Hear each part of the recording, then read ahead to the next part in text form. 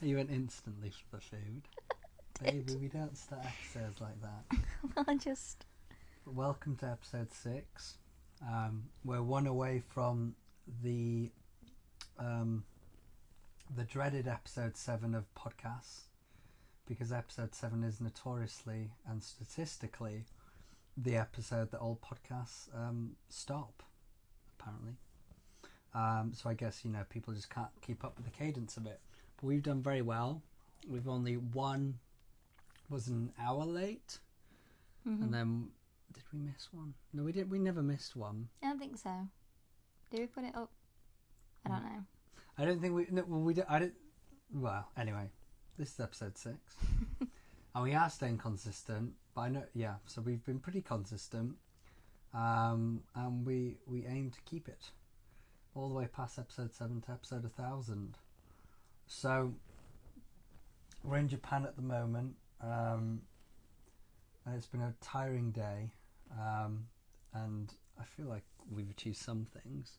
We have. I feel like you should start by telling the listener what you're wearing, Scott. Oh, well, so I'm in my running gear. So just imagine that as you would, really. The only thing that you might not imagine is I have a running pack. So that running pack has, my, Camelback, which is a water pack that you sort of you drink through if you're not familiar with it, and has like all my running gels and all just running stuff in it.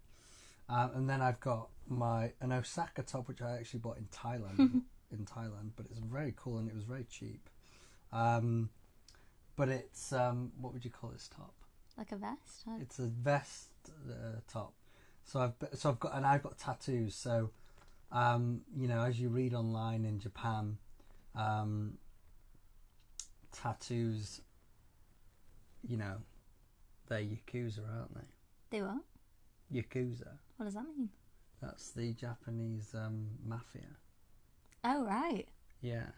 Wow, did not know that. Yeah, it's the Japanese. So that basically, if you have tattoos, traditionally people would assume you are affiliated with the yakuza. So it's not like we know with the onsen town. An onsen town is like a traditional town close to Osaka, actually, but they're all around Japan. And what's famous in them is they have like hot springs. But but a lot of them don't accept people with tattoos because of this tradition. So I was a bit worried about going out of it. But anyway, the reason I'm in it is because today's my run day, and I'm yet to go on a run. And it's approaching 5:30. 5:30. We left here at what time? Like 10. We left here at 10 a.m. and I've been dressed in my run gear all day, and I felt very silly because we went into the China embassy, and we've been to the shopping centre where there's freaking thousands of people. And everyone's looking at me. If they're not looking at me for the tattoos, they're looking at me because I look like I'm in a run. Because I'm happy I didn't put those visors on. Yeah. That would have been silly. I have like these visors that I have for my glasses, the side of my glasses. It's to sort of stop the sunlight hitting your eyes. It's very helpful if you're running for long time in the sun. But they do look a bit ridiculous because they are physical visors you attach to your glasses. They're like horse blinkers, aren't they? Yeah, exactly that. Exactly that. So I felt a bit silly. I've had a lot of looks today, but again, I've just been prepped to go and run because I know I need to get a run out today, and we've had loads of errands we've had to do all day, so I've just thought, right, well, we'll dress for it, and then whenever we depart and, there's something, because we're trying to get to Osaka Castle, aren't we? Yes. And also, yeah, we've not eaten. We've had the mission to find food and get to the castle all day, but we've been very productive. We've got heaps of stuff done, so it's going well. I feel like Scott's ready for his run. I am somewhat ready for the run. Yeah, I'm rather tired. My arse is killing me. Talking about my arse hurting, I found an interesting toy. got to find an interesting toy. What toy did I find, Charlie? Well, while we were out and about, we were going in like pharmacies and we were looking for specific things. Scott's run like isotonic gels and like this Lucas Pawpaw ointment, which you may be familiar with. It's available in the UK, but it's an Aussie balm thing that's delicious, great. And what you found, my darling, was well, I don't know what the official name is, but I believe that we call it a pocket pussy. Pocket pussy, yeah. Yeah. If you ever seen Blue Mountain State, it's a really funny sort of American college TV show. It's very rewatchable. It's funny as hell. But there's the captain of the NFL team. He has a lucky pocket pussy. No. Yeah, and it's like a family heirloom, and it's been passed down generations by his granddad and his granddad and his grand, and it's so funny. And I mean, you know what? Basically, a man, just masturbates for this thing, and the whole funny bit is that it's gone down to all, through all the men in like the last 10 generations. So it's like, you can imagine it's disgusting, but he does it before every match. So yeah. So we found some weird toys. I mean, because it is always women positive, isn't it? It's always, there's so many in the UK. We could definitely speak. There's so many shops full of toys for women. I mean, you've got all sorts. Yes. No, I didn't mean you specifically. Sorry, I meant as a like Shelby's got a box full of toys. No, I meant as a gender. Yeah. Yeah. Well. I mean, Ann Summers has become so mainstream, and there's like Love Honey online. There's a lot of shops, but they are very much aimed towards women. Cock rings I think are quite common, but that's the closest thing. But even that's like, well, no, but even that I think is targeted to say like the pleasure that it would bring a woman because like the position of it and vibrating and all that. So yeah, I think it's. I mean, we were talking about it earlier and saying that I feel like there needs to be a revolution to empower men. Because I feel like it's an interesting one because I think like in school and stuff, like I think there'd be a lot. I think boys would admit to each other that they had a wank as mates, whereas I don't think girls would ever talk about that. So it's interesting because then, once you're an adult, then there's heaps of sex toys for women who some might say like sexually repressed because. It's less acceptable, isn't it, for a woman to go out and have sexual enjoyment, whereas it's fine for a man to go out and sleep with as many people as he wants. So it's like, it's a really weird double standard. That is odd, isn't it? That doesn't really make sense then, does it? It's inconsistent. Yeah. Yeah, like women are allowed their sex toys, but they're not allowed to go and have sex with lots of men. Maybe that's it. Maybe it's like saying you need to not have sex with lots of men apart from like whoever you're going to marry. So therefore you can have lots of sex toys to prevent you from doing that. Maybe it's that.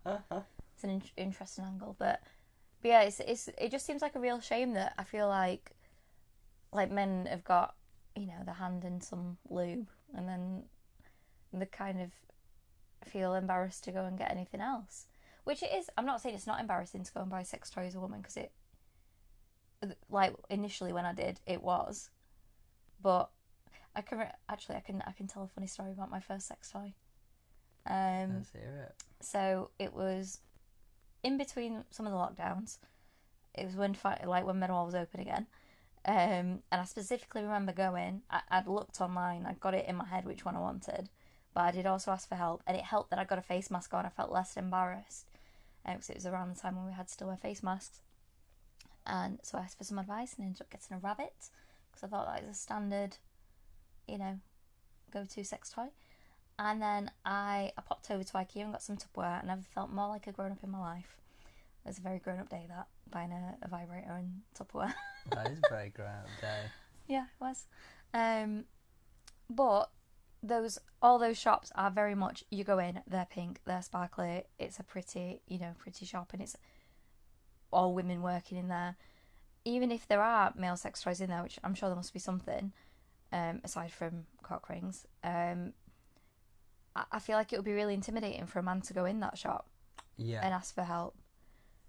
So yeah, it's a real shame, and I think that men should be empowered the way that women have in that sense, because I do feel like it make a significant difference in toxic masculinity and that feeling of, oh, you can't talk about your emotions, you can't talk about, whatever.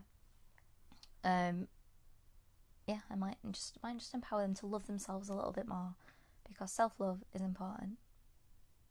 It's very important. Yeah, I do find it strange, really, how much, like you said, how much men, will talk and advertise to each other, how many women they've slept with, and, talk about it to the end of the world, but, they wouldn't ever go as a group to a shop to buy the, sex, items to pleasure themselves with, or even by themselves. Like, no chance. It's the same with skincare, like not even like makeup, which men have. I think if that barrier to makeup wasn't there in our, whether it's in our society, then I think a lot of more men would wear makeup. I don't know where I was going with that. Self-care, skincare. Yeah, so even like skincare, for Christ's sake, like just getting some skincare, men won't do that. Like, I feel like it's got better, but I mean, like, geez, like, everyone's got bad skin. Like, everyone needs to fix their skin. So, like, the fact that you wouldn't even feel comfortable going into like a Boots and, asking them like, oh, I've got redness on my face or something, or I've got a bit of dry skin on my feet, Yeah, it's a strange one. I think it doesn't really add up, but yeah, so you've got your pocket puss now, my darling, to bring it back around to sex toys. What do you feel about it? Are you excited to use it? I never bought one. We looked at it. Oh, we looked at it. And, it may have fell into the shopping trolley. Apparently it's one use, which I find interesting. But anyway. We also found our favourite condoms, which was really exciting for me. I don't know about you, but I was very happy about that. Oh, yeah, that brand. Yeah, well, the condoms are... So heads up if you're, going to travel a long time, and, your partner isn't on, like the pill or something, or you as a male isn't on, what is it the man can be on these days? I feel like there is a male pill, but I don't think it's like... Apparently, there's a male pill these days. But anyway, if, you don't want to make babies and you've got nothing stopping it, then you need condoms, don't you? And heads up, they're just not big enough. Yeah. And that's not me, trying to blow smoke, as in I've got something to show. It's below average. It's... I think we mentioned it last time, actually, about the sizing. It's just, the sizing isn't... Yeah, it's weird. It's, so just heads up on that. Like, bring them from home, or... Yes. I don't know what you'll do, really. Just have to look for XXL. XXL. And make sure you're using the app. What's the app you use? For what? Oh, Natural Cycles. Natural Cycles, that's fantastic. Yes, do you know what, actually? I can put a partner on that. referral link in the show notes. There we go. Natural Cycles, it's great. It's a natural way of tracking when your body's ready for babies. So if you want babies, it's great, because then you know when to have sex. If you don't want babies, it's great, because it'll tell you when you can have sex without protection, and you will definitely not. So yeah, it's interesting because I think a lot of people don't realise that you can only actually get pregnant on certain days of the month. Well, that's what blew my mind about that app. And I was like, that's crazy, because people, they just say, oh, we're trying to make for a baby, and they're just, shagging every day. Yeah. But that's silly now, what I've learned, because it's only like, 5 days? Save your shags for when they come. Well, exactly. It's just, exactly. So that is a piece that I did not realise that. Yeah. So there's the ovulation day, which takes place sometime in the middle of your cycle. So like day 1 is when your period is, and then roughly in the middle, like of day, 14 to 17, it can vary from person to person, when that ovulation day is. So that's when the egg is released, and that's monitored in the app by your temperature. So it's like, I think it happens, there's like suddenly a dip in the temperature, so it goes super low and then shoots back up, but like way higher than it was a minute ago. And that's when ovulation is, and that's how the app detects it.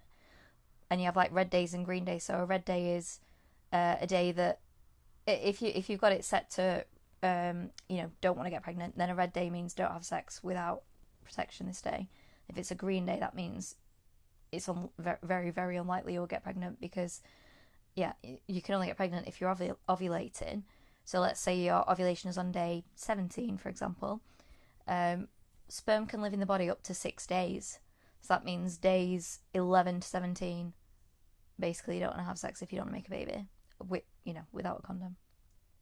So yeah, it's quite revolutionary, and I found it really empowering. I mean, I was using it before I was in a relationship, and just to monitor my own cycle. But recommend it. I'll put a link in the show notes. How about that? You got to be over 18, which hopefully you are if you listen to this podcast. Well, technically 16 in the UK. No, you got to be over 18 to use natural cycles. How doesn't? Okay, that's strange. Because it's just their requirement as an app. Well, because so for 2 years you can just risk it. Wear condoms. Please wear condoms.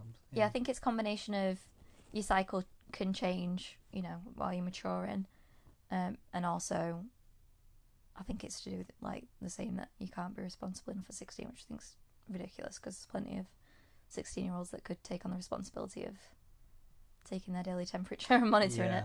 But strange. Well. Yes. Oh yeah, where the hell are we? We are, my darling. We're in Osaka, which is beautiful. I've got to say, I absolutely love Japan. Japan's been great for so many reasons. It's very convenient. It is very friendly. In fact, when we got off the plane, and we had to get 2 trains, and then walk in the rain, didn't we, to get to our hotel? We did. And then we were drenched, and we thought, right, we're going to have a beer when we get there. And, well, we didn't think that in advance, but they had beer. So we had a couple of beers that turned out to be Asahi Super Dries, which was nice and ironic that we were soaking wet and drinking super dry beer. But on one of the train platforms, we weren't sure which way to go, and we asked this very lovely lady for directions, and she couldn't have been more helpful. She was like falling over herself to help us figure out which exit we needed to get out of, like walking up and down the platform with us to make sure that we knew exactly where it was. And then she asked us where we were from, and when we said we're from the UK, and then she's like saying, I'm so sorry about the Queen, and really sorry to hear that happened, and she was really sweet. Yeah, she was sorry about the princess recently, wasn't she? Oh yeah, she mentioned that. Yeah, because both the princess, Catherine Zeta-Jones, and Charlie Chaplin. And Charlie Chaplin, they both have cancer, sadly. Yeah. No, we shouldn't joke about the news, really, should we? But that's crazy, though, isn't it? She's so young. She must. How old is she? Like roughly? Like 40, maybe. 40, bloody hell. Whereas Charles is, he's getting north on. of 70. Yeah. He's north of 70. It's crazy. That's horrible. That is really horrible. Yeah. That's real, and it's cancer is fuck cancer. Just fuck cancer. But no, it is really sad. Whoever you are in the world, wherever know you or know you, if you've got that, it's just sad. But but it seems that we have learned that the royal family definitely make more of an impression outside of the UK, because wherever we've been, everyone knows more about the royal family than we do, which is always a bit awkward, because they'll ask us a bunch of questions and they get so excited, and we just like, we don't even know what you've just said. And also they get very emotional about them. I think a lot of people outside the UK think the royal family are a bigger deal than what they are. It's not that they're not a big deal, like they are big, but with the younger generation, I mean, we're not that young anymore, but with, what generation are we? Millennial. From millennial below or above, which would it be? Below? below, I guess, from millennial and lower in age, they just don't care for them with the respect, and that may disrespect people and that may annoy people. That's fine, but it's just the reality. People just what I reckon what is the core of it is people don't understand the value of what the hell they do. Yeah. And I think that's, if they communicated that better, then that would, if they educated people on that, then I think that would help a lot in their brand. But if you were to ask anyone of a young age, you know, even I've never had someone give me a good enough answer of what the Royals do. I've learnt the most about the Royals from the many TV shows we've watched. Yeah, and documentaries and stuff. Documentaries. So we've been watching. We quite like we really enjoy watching stuff about the Royals. Yeah, and Harry's book's great. Yeah, Harry's book. But I wouldn't say I'm a royalist. Oh, I'm definitely not. No. I'm not a royalist, but I do enjoy learning about the goss. Yeah, it's always hot, isn't it? Yeah, the goss is fun. The goss is so strong. The goss is strong, but I don't like this whole. We've got a big press problem as we do around the world, where it's, you know, they make up loads of shit. I don't like that, where I sort of, you know, get lost in all the titles of the latest. Like, I don't know what the latest things are, but when there's like, you know, there's an interesting documentary where it educates you about them, and you know, like real things that go on like that, I find that interesting. I find that interesting. But yeah, so just heads up if you think, you know, someone in the UK knows more about the Royals than you, they probably don't. And you care about them a lot more than they do. So, yeah. Do you remember that guy on Big Brother years ago? He was like, I can't remember his name, and he was either Spanish or Portuguese, I think. He wasn't from the UK anyway, but he was obsessed with the Queen, and he was young, like he was only like 18 or 19, something like that, and he was a real royalist. Like, the reason that he wanted to be on the UK Big Brother was that he loved the UK, and he really loved the Queen specifically. And they convinced him that he was going to meet the Queen, so they took him in a task room, and he had to serve the Queen. Well, it obviously wasn't the Queen; it was someone dressed as the Queen. But he had to serve her tea, and like they put him through training. Like, they told him, you know, they're like ma'am like ham like, not ma'am like jam or I don't know what it is they say, but you know what I mean. Like they put him through like etiquette training, and then took him into a room where he thought he was like serving the Queen tea. It was so wholesome. Like, it was heartbreaking though, because he really thought it was her, and he loved her so much. So it was just a look-alike. Oh, yes, he would have loved that experience, wouldn't he? Yeah.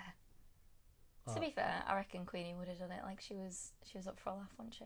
Yeah, we've learned she's quite a cool cat. Yes, she's quite a cool cat. She is. But moving it back to Japan. Japan's an interesting place. It's, you know, what we've learned is it's a very meticulous place. You know, the architecture and everything. Interior of buildings and just the efficiency of how everything's been built to the last nail is very impressive.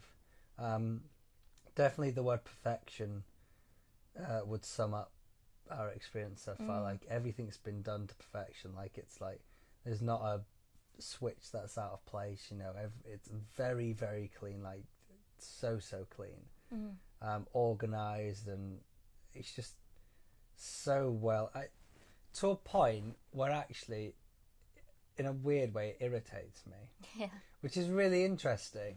It's really interesting because, you know, everyone's got that. I feel like pretty much everyone has that perfectionist bug in them. Some more than others. You know, it depends. You know, how much. You know, whether you're trying to perfect everything in your life or whether you're just trying to perfect maybe a hobby that you do or something.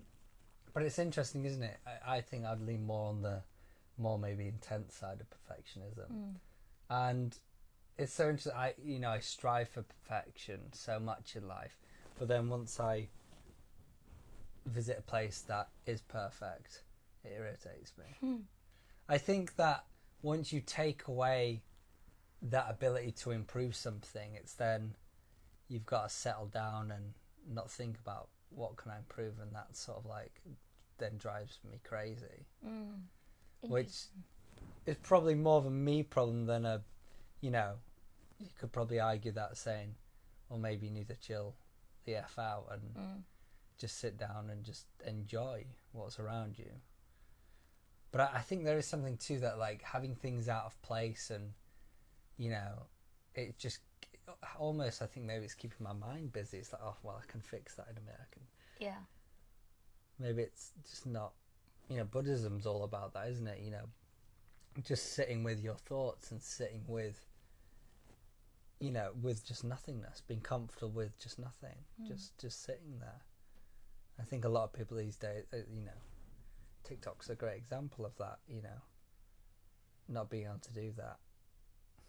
Yeah. How's it felt to you, that piece of it?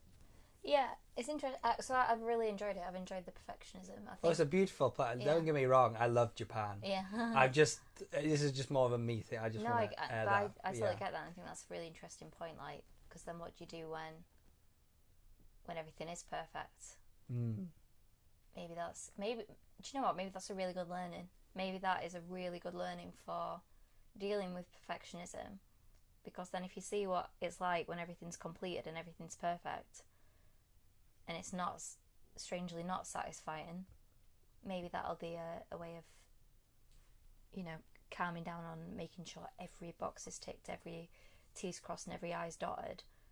So maybe that'll be a really good thing for both of us, I think, to try and tone down the perfectionism in day-to-day life, because now we've seen like the other side of perfectionism.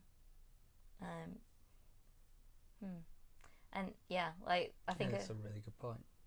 Thank you very much. Well, it came from you, so you're welcome. No. Thank you. I don't know. Stop trying to perfect it, my dear. Exactly. But a funny example, I think, of this perfectionism in Japan is in Universal Studios they wouldn't give us a straw for the drink because it wasn't the right size. Oh, that they're like, me that. no, you can't have that straw because it's not the right size for that cup. It would have been absolutely fine. Yeah. Like it was, to me, it looked like it was the right size. But she wouldn't get, and even like to the point where you were about to reach over to try and get a lid, and she like, quah, like put her hand over it, like really like no. Yeah, really annoying. So it was just like we're at the checkout, and because my cup didn't have a lid on where Shelby's did, and I was like, oh, they were right in front of me, like it wasn't like behind the counter, it was there. Yeah, for they were clearly there for customers to get. Yeah, and she was like, no, sorry, we can't give you one. I was like, what are you talking about? Like, it's the exact same cup. Yeah. And I just went to grab it because it was just like there, and she'd like swatted my hand away, and she like covered it up. I was like, "What are you doing?" Like, just looked at her really confused, like, "What?" Yeah. So yeah, I think that's where it goes too far. I think the issue was the whole alcohol. I don't know.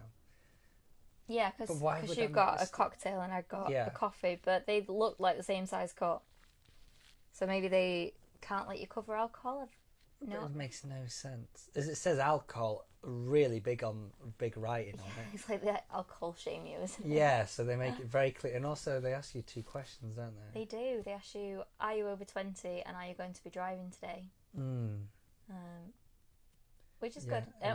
Well, we learned there's zero tolerance in alcohol, isn't there, in Japan? Like even if you've had half a pint, you can get thrown in prison and have a very hefty fine. Yeah, I was surprised. Yeah. Luckily we didn't make that mistake because we've now got a car, and you know, I just expected it to be a pint or something, and you were about to drink something. I was going to try your drink. Just have a little sip because I drove to Kyoto the other day, and then you were going to drive back, and you were just going to have a sip. You know, I was drinking because I'm not driving back, and then you thought, you know, I'd just check it, and it was 0. So look, you didn't even have that sip. Yeah. Like it's Well, 0 tolerance. So Japan is a lovely place, but it does have some odd rules, I guess. Yes. So just be aware of them. But people are very lovely here. Yes. They're not. I thought it's interesting because all I've heard from, I've got 2 friends that have lived here, you know, for a full year, you know, in separate times, and they said one of the most difficult things was integrating within the community. And, you know, just making friends. They said, you know, the Japanese people, they just found they were quite impenetrable, you know, to get involved in the community. Whereas I've not had that feeling here. But, you know, they've spent a lot longer here, so I trust, you know. But it's just interesting because that's not been that feel. Like people have been like, you know, they've really kept eye contact. They've been very talkative. They've been willing to stay to help if we've been confused by things. Yeah. You know, they're not trying to rush us. You know, they've, you know, said hello. Like, they've been, very interactive. I found the community very, very, you know, the local community has been lovely. Yeah, and like, well, when we went out for drinks one of the first nights, and people across the street were just like waving at us, and like us taking a photo of one of the restaurants, and then the guy like working in there just started like waving like to be in the picture. So maybe it's like, if you live here, then maybe it's hard to, because I mean that's a different thing. We're clearly tourists, and we're, you know, so people are being friendly, but maybe it's more difficult to like make lasting friendships with groups that have been friends forever, or which can like, I can kind of understand, especially if, because of how perfect it is here and how wonderful Japanese people and the culture are. I can understand maybe the thinking of, well, not wanting to dilute that and change it, you know, to, because I've heard that before, that it's like a case of people not wanting like outside cultures to sort of dilute what Japanese culture is. I can totally get that. Like, it's wonderful. I wouldn't want it to change a bit. So, you know, maybe it's a case of they think,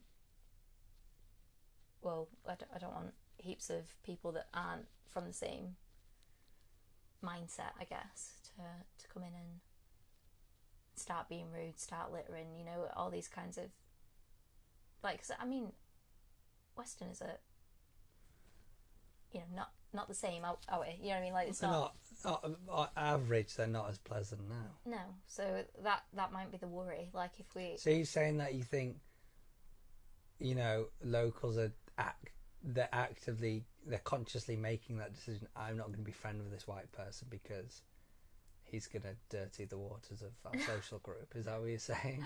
No, because that makes it sound awful. That's not what I mean. No, in the sense of, well, it's a different, like, not necessarily wanting different cultures to influence their friendship group.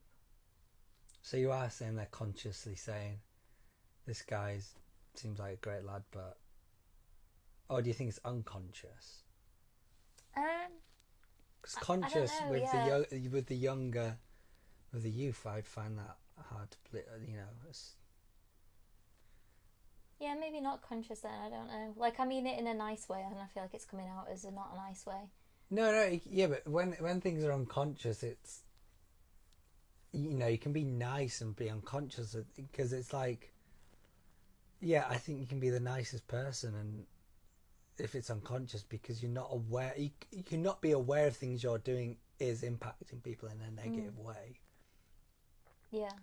You know, if you've never been told something's bad and you've always done it, you know, you could still do it with a smile on your face, and someone goes, you know, that's really fucked up, and you're like, what the hell? Yeah.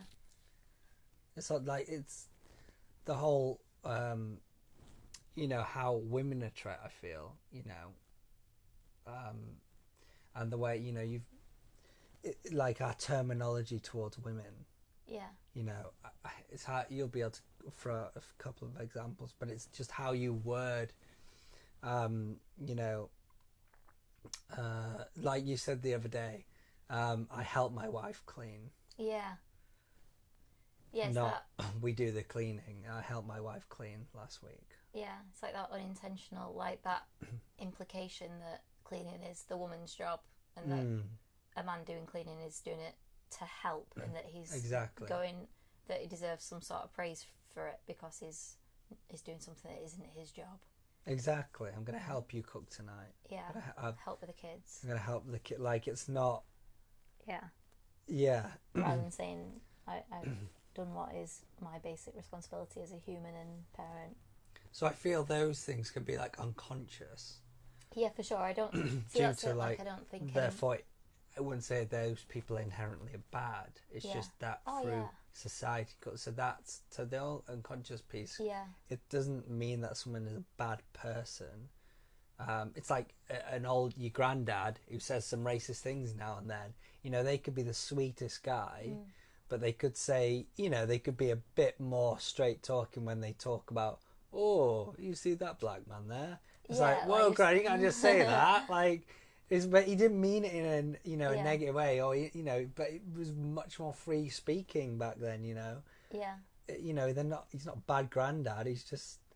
And I think it's so horrible when people punish people like that because they don't know. Yeah. They've not been told, And especially when there's no, like, what I don't have tolerance for is if like, see that comment, just like calling out someone's skin colour. Like, you just wouldn't do that now, but he wouldn't have meant anything bad by it. Like, no. Hypothetical grandfather, but like, so it wasn't like saying something negative towards that person. What I wouldn't have tolerance for is, if someone was like the blooming taxi driver in Malaysia that was... If they're just being racist, exactly. That's different. But again, you can argue, because if it's, if they grew up in a time where that was free, I guess the difference is if someone's around them that is now telling them like that's not okay, and they start taking that on board, then, and they start to improve, then I see that as that's good.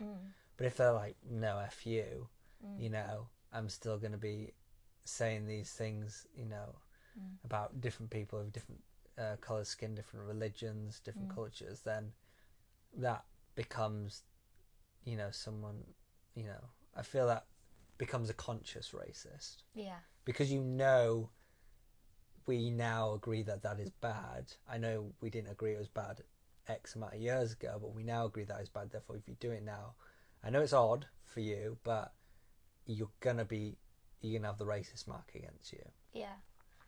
Well, I think we're seeing it happen live, really, in front of our eyes, because of the whole sort of movement to now having more of an understanding about non-binary and trans people.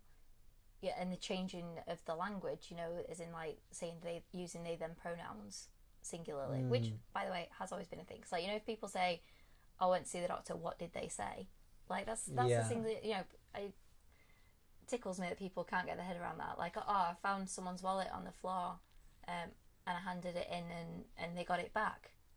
Like, people use they for a one person all the time. Why suddenly they can't is funny, but it's there's a lot to be understood around that we don't have a lived experience with that, and we can't fully understand that, and I'm sure in years to come we'll look back on the people that will refuse to call someone by their chosen pronoun and be like, how can you do that? Times are changing, this is, I guess it's like a modern day, well, I'm not going to say modern day racism, because racism's massive still, but do you know what I mean? Like, it's like our generations. We have to figure that. This is something that we're new to. It's, and I know the pronouns I do understand. It's very clear, because if someone just says these are my pronouns, then there's no thinking involved. Like, if they just say my pronouns are they and them, then you go, great, I know how to speak to you. So it's straightforward. I can understand people who haven't used it before can be confused by it, but it is straightforward to apply, I feel. But you might be still a bit like confused to why and are you doing it. Where I do get confused is the amount of what would you call it? Because they're not all like attractions, there's a lot, like the different sexualities. Different sexualities like that. There's such a bowl of sexualities. There's, it really do, and I've heard of a lot of them. Like, I know all them, I guess the mainstream ones, the ones that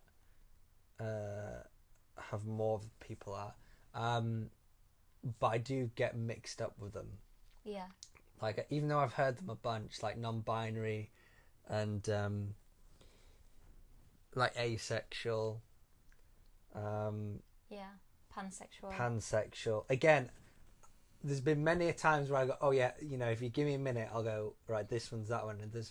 But it's because I just get, I'm still learning those, and I do know what they are, and I've read about them, but I just get in my head gets a bit mixed up with them. Yeah. We're a bit, yeah. Yeah, no, well, I think that's completely understandable, and likewise. And if we ever meet someone who says, "Hey, I'm pansexual," I'm like, can't remember that moment. Then the fact that they've shared that with you surely means they're comfortable in discussing it, and they're, you could ask the question. They can choose to answer it or not choose to answer it. But we're very loving people and accepting people of all people, all genders and sexualities and identities. So hopefully, then if they've shared that with us, they feel comfortable to explain it if we're not sure in the moment.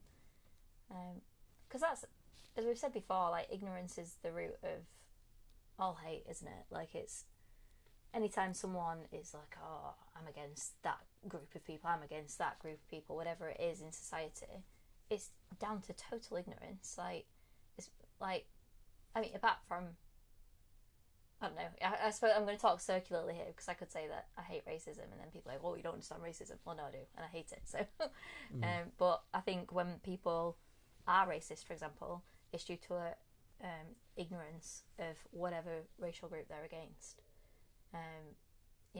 It's categorizing everyone from one race as this whatever it is in their head, and that's ignorance, because like, you can't categorize people based on things like that. Like, you just can't.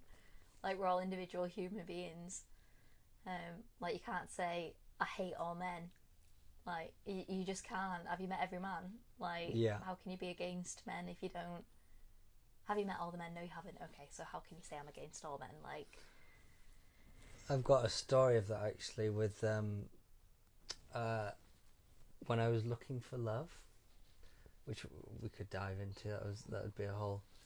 And then I found the love of my life. Oh, my darling. Sat right here next to me today. Shelby's story. My darling. But when I was on, as we do go through the dating apps, I went on this date, Sheffield, big up. And anyway, we were getting to know each other, and she said she was keen to know my political party. I was like, that's a bit of a, forward question for it, and it can be quite, that's always going to, there's a couple of things you don't bring up at a dinner party, and that's one of them. That, if you don't say you're part of the same allegiance, then all fireworks are going to go off. Like, because me, I don't care what you are. I'm never, there's no fireworks. You could say to me, "You're this, you're that, you're this." You could say you're part of the, raving lunar party, lunar party, raving monster raving loony party. That party. I don't care. Yeah. Like, if we're having a good time, we're having a good time. We're having a laugh. If you start preaching to me really hard, then I'm gonna sort of walk away. But if we're just, vibing with whatever we're doing that day, then sound, But this person was like, "Oh, just so you know," he said, "Are you conservative?" I was like, "What? Like, what sort of question is that?" She was like, "Oh, I need." Well, I don't think she said I need to know, but I was like, "Well, I don't really feel comfortable answering. My part. I don't think that's necessary." And she was like, "Oh, well, I studied politics in university, and I know that all conservatives are bad people." I was like, sounds like she's never heard of what a university is. Yeah, I was like, okay. And she genuinely, that was verbatim. She said, "I study politics at university, and I know all conservatives are bad people," is what she said. So I was like, okay. She was like, "So are you?" I was like, I don't feel like, it doesn't matter what I am. Like, I'm not interested in someone who's going to see me for just a party. So I thought, let's, poke into this a bit. So I said, "Oh, interesting. So what did you study?" And she went, "Oh, I studied politics." "Oh, great. Where do you study and all this?" Anyway, I found out she dropped out after a year. She didn't even do the full degree. She said, and do you want to know why? Again, I swear by this. She said it was too stressful. Right. She said it was, I swear, she said it was too stressful to learn about what the Conservatives were doing. Therefore, I just couldn't handle it anymore. I feel like she's been reading, like, I don't know, which I'm quite happy speaking about my politics, and that I am not a fan of Conservatives. I'm open about speaking about that, but you can't just say everyone who's Conservative is a bad person. Like, you just can't. But at the end of the day, people have their political beliefs based on what they think is best. And yes, some people can have like ulterior motives in that. For example, you know, if it benefits them, like, financially, or if it benefits them health-wise, if it benefits them in society. I'm just going to move my necklace out of the way. There we go.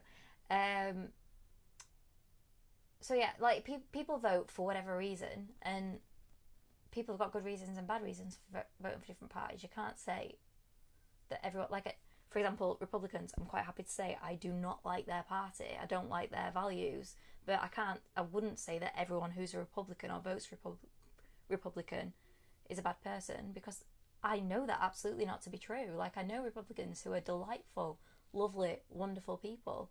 So even though I don't agree with their politics or like what the party that they stand for. Your hair's getting on the mic, my dear. Oh, thank you. Sorry if you could hear my hair on the mic. It might be a bit ruffly, yeah. So it's getting hairy, that conversation there, wasn't it? Yes, it was. Mark Ruffalo. Yes, Mark Ruffalo. Like Ruffalo.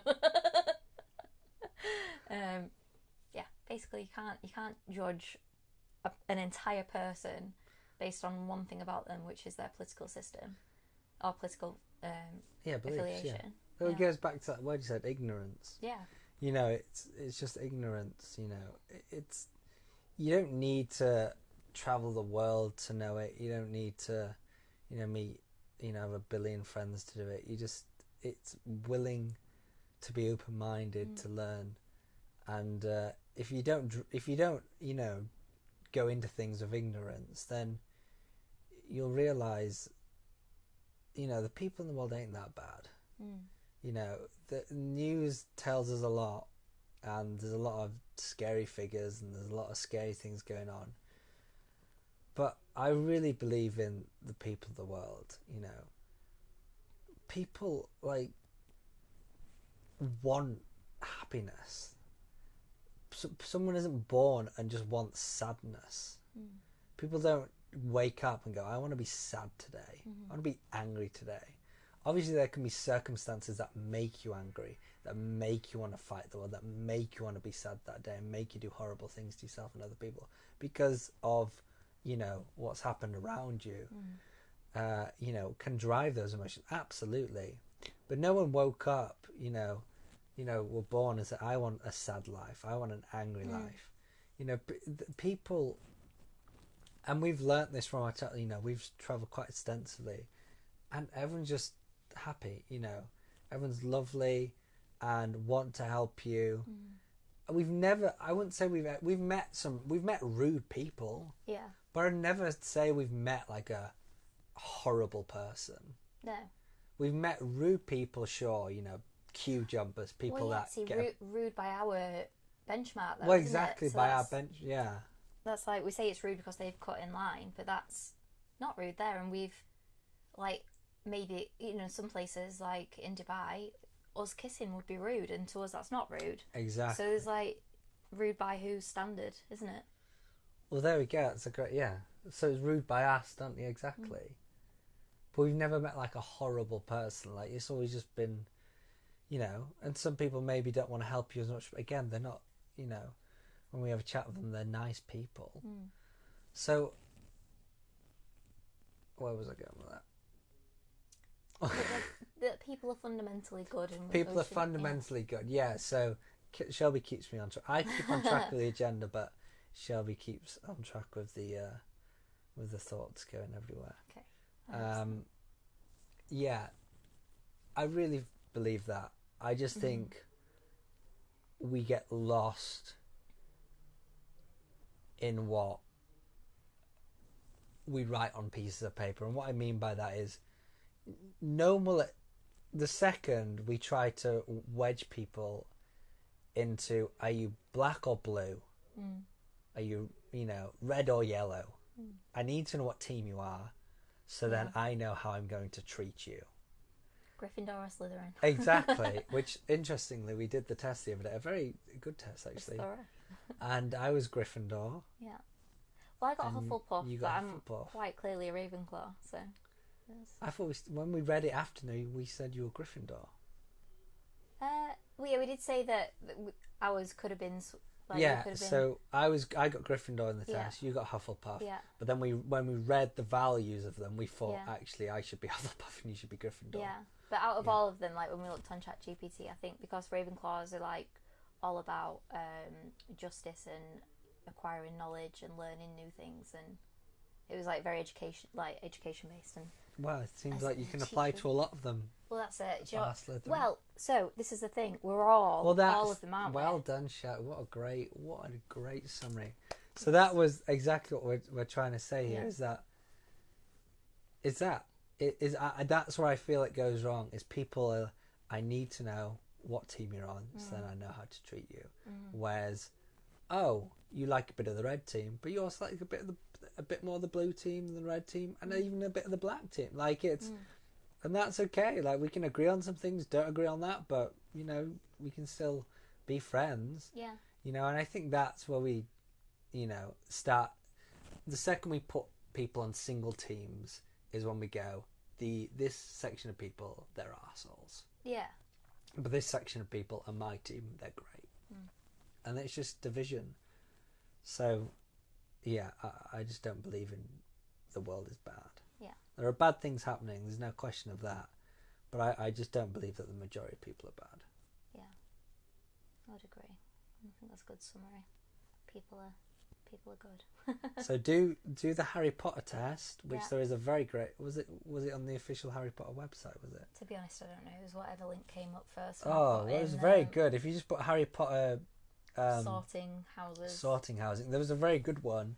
Actually, lots of questions, and do it.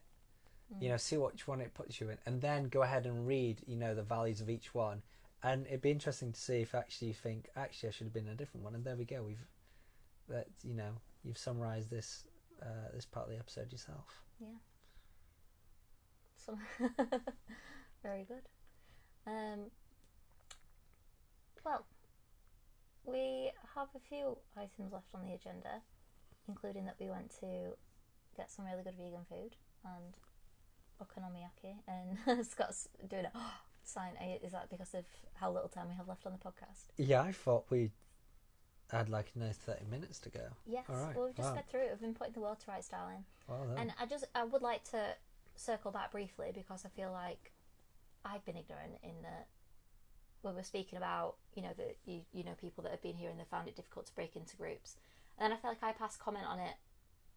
Well, I don't feel like I should have passed comment on it because, like, you said very correctly that that's not been our experience. So yeah, I feel like it's silly of me to make any assumptions. No, I didn't think that. Would be. No, you're assuming it. You can still. Yeah, it's just amusing. But also, I would say that I've lived with. I've got some Japanese friends who I live with in Sydney, and I didn't experience that. At the end of the day, everything we're saying here, we don't.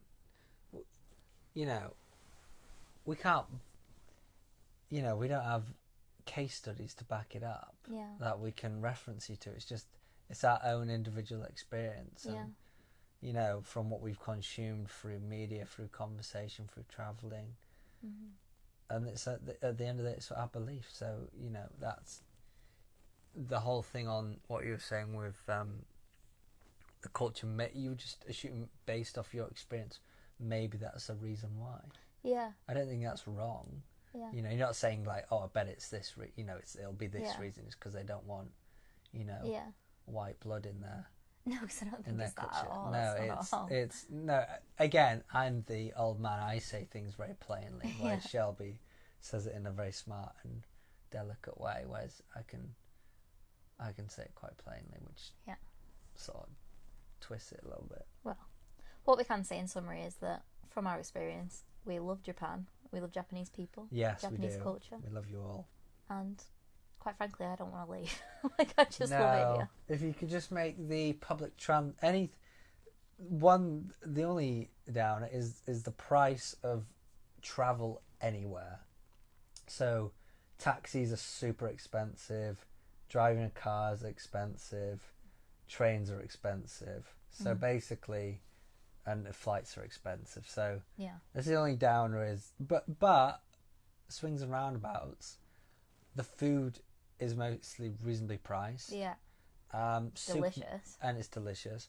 Supermarkets, again, things in supermarket shops, reasonably priced. Yeah. Like, it's not what you would expect. I thought it was going to be like London prices. Yeah. And it's not been. It's like alcohol is. Well, it's not. But not. But yeah, just generally, I think it's balances it out. Even that there wasn't, like, in Universal, we got That was reasonable. we got a whiskey highball and a coffee, and it was like £5 for both. £5. Yeah, less than £6 anyway, whatever it was. So that would have been probably at $7.50, and in the US, if you went to Universal, that would have like $20. That would have been $20 for that, right? Easy would have been $20. Probably just for the drink, like for the alcohol. Yeah. Well, yeah, like when we went to that baseball game in San 20. Francisco, it was like $20 for a can of beer. Yeah, it was genuinely $20 a beer, and at home you could get a pack of 12 for that. Yeah. Like that's and more probably, probably a pack of 20. So yeah, it's interesting. So the price, there's definitely balances out. It's interesting, that, isn't it? But the road system is very efficient. They've just basically built a bridge over everything. Like, instead, so you don't have to drive from city to between towns. It's just they built one bridge that just goes over everything to the, and then it just, has roads that come off to wherever you'd like to come off. So it's good. Lots of tolls. But I do think, in the next 5 minutes we should definitely say about the Okinomiyaka place. Yeah, well done. Well done, mate. And I think you should definitely take us through that, because that's a lot of you. Okay, well, Okinomiyaka is a delightful dish that I would liken to bubble and squeak. Bubble and squeak, for anyone who doesn't know, is your leftover. Like when you've had your Sunday roast, like your mashed potato, your vegetables, chuck it all in a pan and fry it up, get it all nice and crispy, like brown and crispy. So it's that kind of taste. So I think it's made out of soya bean flour, maybe. Not typically. It's actually normally, if you in general places that you find it, be made of wheat flour. But this particular place was gluten free, and it's like the takoyaki place that we went on our first night in Japan. But takoyaki is slightly different. I'm not explaining this very well, but this Okinomiyaki restaurant, right? There's a queue outside it. It's mostly vegetarian and vegan, but they also have some meat options. And you had to sit on these little benches until it was your turn to go in, because it's that busy. And so many people walk by and like, oh wow, there's a queue, shall we go? And they're like, oh, never mind, it's vegan. It isn't, if you want to know. It's called... There is meat as well. Yeah, there is meat as well. Yeah. But a good range of vegetarian vegan options. What was it called, by the way? It was called Oko... like Fun Okonomiyaki, I think. I'll find out on the phone whilst you're chatting. Yeah, it's called something. It had the word fun in it. And it's just one woman called Shio that works there. So she did end up hiring some other people to help her, but she realised that the speed of service wasn't improving because she's just like a machine. So she went back to doing it all by herself. And it's on like 5 levels, this building, with loads of really cool seating areas. And like the other place that we went, there's like loads of marker pens so you can write on the walls. Like there's not a bit of the wall that isn't covered with like writing, like Shelby and Scott was here, 2K24 or whatever. Yeah. Like those kinds of things are like, we visited from Australia, or, like all lovely messages all over. There's cool music playing. On the top floor there's a rooftop terrace that you can go out and have a drink on. It's pour your own cocktails. So they have a cocktail station. It's like all these different syrups, different spirits. So I came up with Scott named it Osaka Sunrise, which was gin, lychee syrup, peach syrup, and ginger beer. It was banging. It was so good. But on every floor, there's also a microphone and a screen so that you can see into the kitchen where Shio's cooking, which is like just in the entrance. And she'll shout your number when your food's ready, so then you can go down and get it. But you can just chat to her through the microphone. And there was a guitar that said, feel free to play me. So I picked it up, tuned it, 'cause it was well out of tune. And I sang a little song, didn't I, darling? You did. It was lovely, and we do have it recorded. So We do go over to the YouTube channel A City I Love. Yes, and it'll be up in probably 3 months' time. In 3 months' time, but still yet to see it. Yes. And it is called. I've just seen it. It's called Oko Fun Okinomiyaki Bar. Yes. And when you go past it, it's very clearly vegan because it's like an odd green actually. It's very bright green. Yeah. And it says vegan, vegetarian. Yeah. And what's funny is because I'm looking at it now and it just says vegan, vegetarian, but they drop down a little sign like a white sign on black rope that just says option. Option, yeah. Yeah. So like now in front of vegan, vegetarian, it says vegan, vegetarian option. Yeah. So it's great. It's a really quirky space. Even if you're not like massively. I mean, again, there's meat foods, you know, if you don't want vegan, but it's just it's a cool experience. Like, it's worth the wait. Like, if you're looking for a sort of a quirky eating experience in Japan, I'd recommend it. Yeah. You know, really reasonably priced.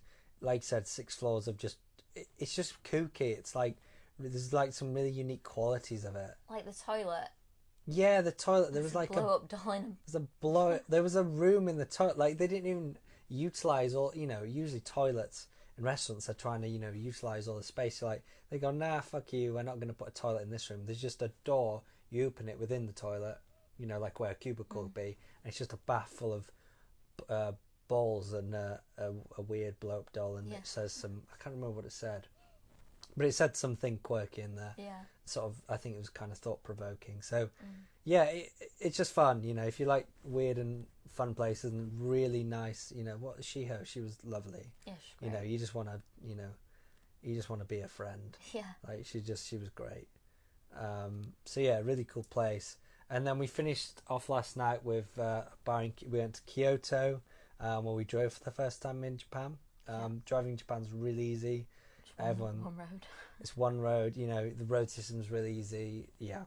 Just on the heads up is there's tolls everywhere. Yeah. It's very expensive. So you have to factor in not just the cost of the car, but also, of course, petrol. But another 2 things is parking and the tolls. And to give you an example of how expensive, the tolls to Kyoto and back, so Osaka to Kyoto and back, is probably going to be at least 60 quid. It's going to be around £50. So it's it's expensive. And the car parking is, I think it's about 15 quid a day. Yeah. That's a cheap one though. If you don't get in the right one, you'll be spending like 50 quid a day. Yeah. So, you know, just be mindful of that if you're going to be driving in Japan. But again, you know, taxis are no better. You know, a 20-minute taxi will be 50, you know, it'll be 40 plus pounds. So you may as well drive. You know, it just, you know, you want to think about how much luggage do you have and how far you're traveling, and then make your decision. You know, trains are going to be the cheapest for sure, but even they're not as cheap as you'd think, but they are definitely the cheapest option. But obviously if you've got a load of luggage, that becomes a bit more annoying.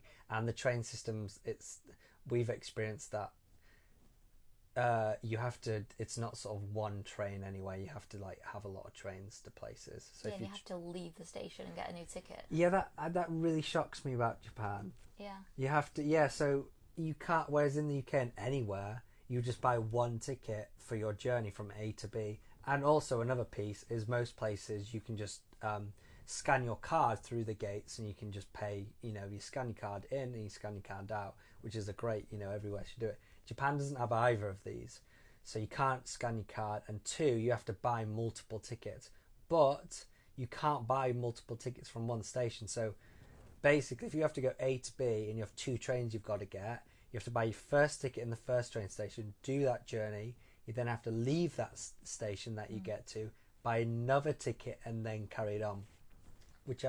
That surprised me with how forward thinking and technologically advanced it is here. That I found that odd. Yeah. Yeah. Well, I wonder if that's because I've heard of something. I think it's called a suture card, something like that. There is some sort of travel card that you can get, so maybe that's to encourage that. But even that, like, you've got to go and top that up a bit. I don't know. It's confusing. Basically. I know we've gone 4 minutes over. Goodness, this is going to be our longest episode yet. But we do have to say, in Kyoto is very cool.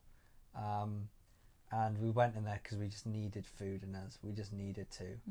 And the tacos were great in there, but the one downer from it is we had an awful singer. There was... It was an interesting... So it was like this hidden away bar, wasn't it? Did we find it on Happy Cow? Yeah. Yeah, we found it on Happy Cow. It's called something... It's something Spanish. It's something siesta. La Siesta, like La Cafe Siesta. Yeah, something like that. It's hidden away. But it was really cool because it's got all like these like gaming things, hasn't it? It's like a massive, giant Game Boy Nintendo Game Boy in the corner. Yeah, that was really cool. We've got Big Dog. Oh yeah, they're like these mini. Just think of like an arcade machine, but table size. So it's so small you could just have it on a table. Like Pac-Man and that. Yeah, that was fun. That was a nice little entertainment thing. It was a game bar, wasn't it? Yeah, that was its main we thing. really enjoyed that. Yeah. But it had someone entertaining us there, which we didn't. And oh god, she was just so like, bless her. Like, she seemed like a sweet woman. Yeah. But just because you're a sweet woman, I'm not gonna not say you're a bad singer. Yeah. Like, her singing was shocking. Yeah, it was. And then luckily she went to the, what was it, a flute? No, it was a... Okay. Oh, well, I can't remember what it's called. Okinara. An okinara. It's like a... Well, I guess it doesn't look like a flute at all. But it's a sound of... It's a very similar sound to a flute. Yeah. But she went to... she ended up doing... She went from doing her own songs, which I must say I was very impressed with her Japanese. She like, oh yeah, she's great. Really fluent in Japanese. Yeah, I was well impressed with that.